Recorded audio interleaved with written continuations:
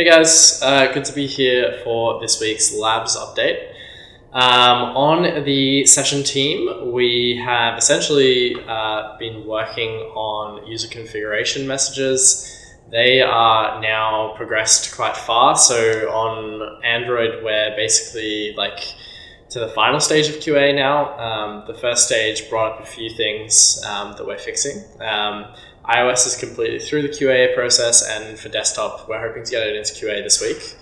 But we'll see how that pans out. We're also just working on a bunch of small bug fixes for Android, which you'll see in the detailed notes, but we're handling a lot of things, especially going after the most common ANRs and crashes, ANRs being app not responding. So there's a few common cases which we're looking at right now, and some crashes as well. For example, I just saw we fixed a crash in the media screen when you're viewing all of your media, which was happening to quite a few users. So basically just trying to get our crashes and ANRs below a certain level. When you get above a certain level, the Play Store starts recommending you lower because your crashes are below a threshold essentially. So we're trying to push ourselves well below that level so we're not getting flagged. So that's basically what we've been working on the session side. On the Oxen side, the audit is kicked off, which is great. We were rushing around to try and fix some last minute tests to include because we weren't sure if the auditors needed them or not, but looks like we've been able to get most of the unit testing functionality from Monero back supported in the Oxen Ledger tests. And then we're looking at doing some more full test coverage there as well, so we know we're making sure that everything is all right. But it looks like the audit's kicked off all fine, and hopefully we'll be hearing back from them very soon about what the progress is and whether there's anything that we need to fix. So that's Oxen Core. On LokiNet, we just got back a new version of libLokiNet, which has some optimizations in terms of reusing paths that it's created. So in previous versions of libLokiNet that we were testing on session, every time we talked to a service node, we were establishing a new path through the network. And every time you establish a new path, there's a certain amount of time that it takes to build that path, talk to those nodes. So that was introducing a bit more latency in the request we were making because you make the path and you send the request. Now we're trying to reuse those paths, so you create a path and then you reuse it for many requests. And we're just getting back some of the numbers now from that testing to see if it's improved latency and improved reliability. So we're looking into that kind of as we speak. And also the LokiNet team is working still on that internal refactoring, which seems to be going well, and some stuff with libQuickyNet, which I talked about last week as well.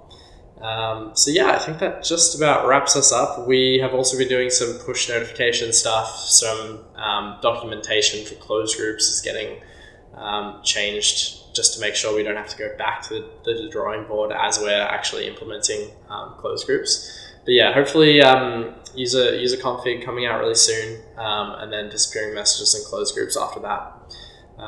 Thanks guys. I'll hand it over to Josh for the next section. See ya. Hey everybody, I am not Josh, I am Alex, and I'm here to tell you everything that happened in marketing last week, or this week, or whatever I'm supposed to say. So it was a big week, however you decide to describe it. So the biggest thing by far is that the OPTF session Oxen, we signed on to this letter, which was a coalition of encrypted messaging apps, which came together to oppose the online safety bill over in the UK.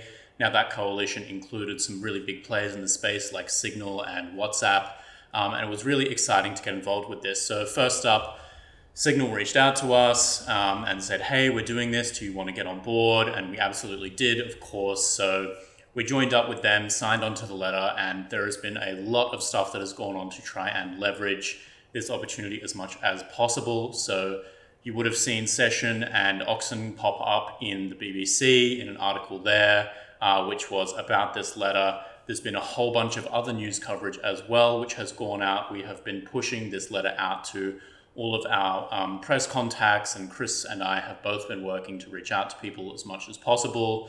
We've also, of course, been sharing it as much as we can on social media, sharing it with our local organizations and partner organizations, letting them know that this is something that we really care about and are really passionate about.